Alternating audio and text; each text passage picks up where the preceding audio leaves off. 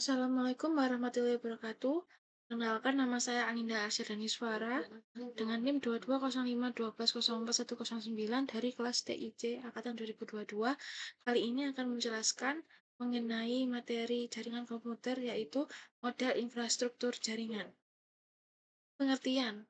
Dari pengertian sendiri, jaringan komputer adalah sistem komunikasi yang memungkinkan antar komputer untuk saling berkomunikasi dengan bertukar data.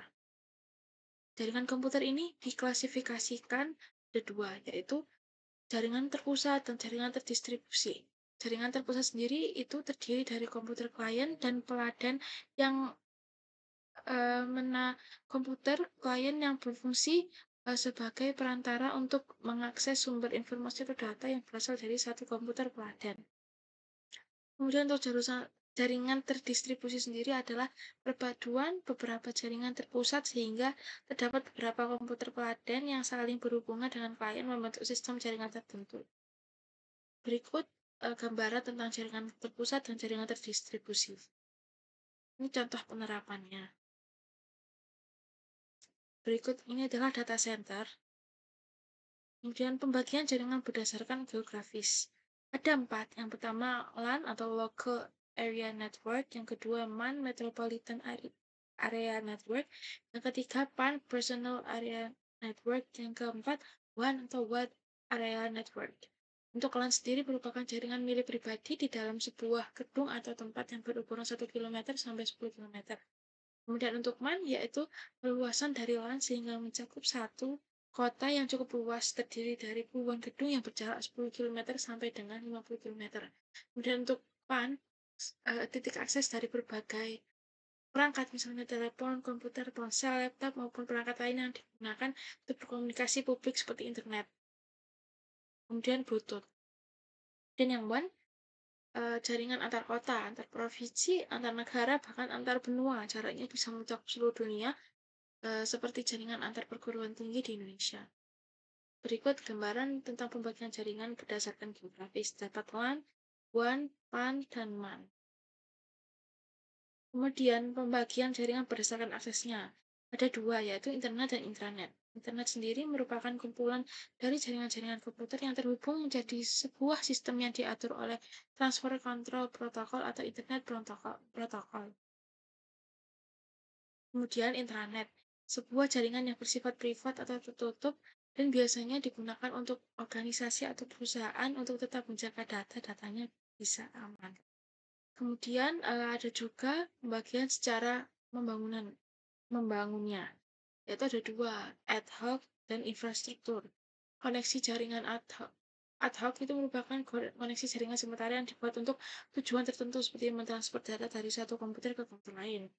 Kemudian untuk infrastruktur, itu adalah ketika sebuah jaringan menggabungkan perangkat bersama-sama, baik melalui kabel atau net kabel, melalui jalur akses seperti router. Ini gambaran untuk infrastruktur mode dan ad hoc mode. Kemudian terdapat topologi jaringan ada 6. Yang pertama bus topologi, ring topologi, star topologi, extended star topologi, hierarchical topologi, dan mesh topologi. Untuk topologi bus memiliki kelebihan yaitu topologinya sederhana, kabel yang digunakan untuk menghubungkan setiap node berjumlah sedikit, biaya yang diperlukan untuk melakukan penyusunan kabel dengan topologi ini relatif murah. Kemudian cukup mudah apabila ingin dilakukan perluasan pada topologi. Kurangannya yaitu traffic, jaringan yang padat akan sangat memperlambat bus. Kemudian keseluruhan jaringan akan mati atau shutdown, apalagi terdapat kerusakan pada kabel.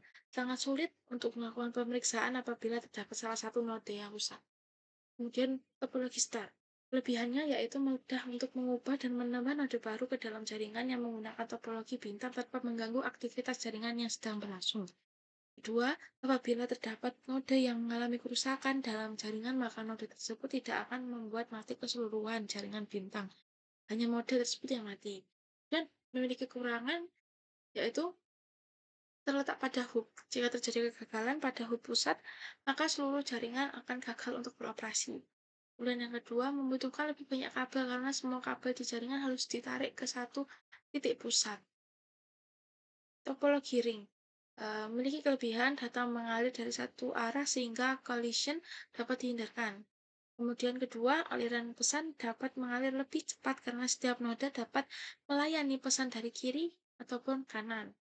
Yang ketiga, sangat sederhana dalam penerapannya. Kemudian memiliki kekurangan apabila ada satu noda dalam cincin yang gagal berfungsi, maka akan mempengaruhi kinerja seluruh jaringan. Kedua, menambah atau mengurangi komputer akan mengacaukan kinerja jaringan. Yang ketiga, sulit untuk melakukan konfigurasi ulang. Kemudian topologi mesh memiliki kelebihan mudah dalam menangani kegagalan yang mungkin terjadi dalam jaringan atau fault tolerance yang tinggi. Kemudian yang kedua, relatif mudah untuk melakukan pencarian terhadap node yang mengalami kegagalan. Kemudian memiliki kekurangan, yaitu membutuhkan biaya yang relatif besar. Sulit untuk melakukan konfigurasi ulang dan instalasi node baru pada saat jumlah node yang terkoneksi berjumlah banyak. Jaringan berdasarkan siarannya. Ada tiga, yaitu unicast atau satu ke satu, kedua multicast satu ke grup, yang ketiga broadcast satu ke semua. Eh, Sekian dari saya, terima kasih. Mohon maaf jika ada kesalahan dan kekurangan. Wassalamualaikum warahmatullahi wabarakatuh.